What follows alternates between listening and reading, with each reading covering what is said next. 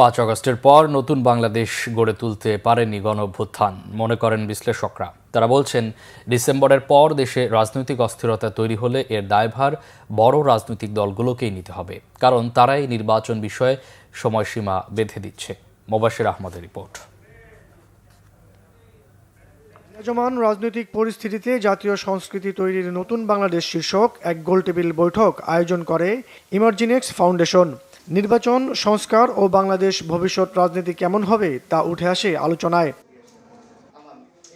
বক্তারা বলেন, সংস্কৃতির বিকাশ হলেই একটি সুন্দর, গণতান্ত্রিক ও অন্তর্ভুক্তিমূলক দেশ গঠন সম্ভব।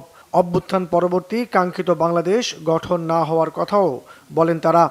ডক্টর ইউনূস বিদেশ থেকে বিনিয়োগ আনছেন। আমি তাকে একটা পোস্টে সাবধান করেছি, বিনিয়োগ আনা মানেই কিন্তু ভালো না।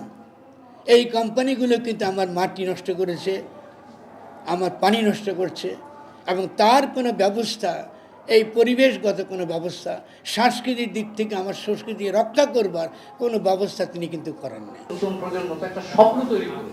এখন এই বিষয়গুলোকে আমি কিভাবে প্রতিদ্বন্দ্বিতামূলকভাবে বিশ্ব প্রেক্ষাপটে উপস্থাপন করতে পারবো, তার উপরে নির্ভর করবে আমাদের জাতীয় সংস্কৃতি অভ্যন্তরীণভাবে কত শক্তিশালী হবে এবং একই সাথে বিশ্বের মানুষ এটাকে কত ইতিবাচকভাবে দেখবে।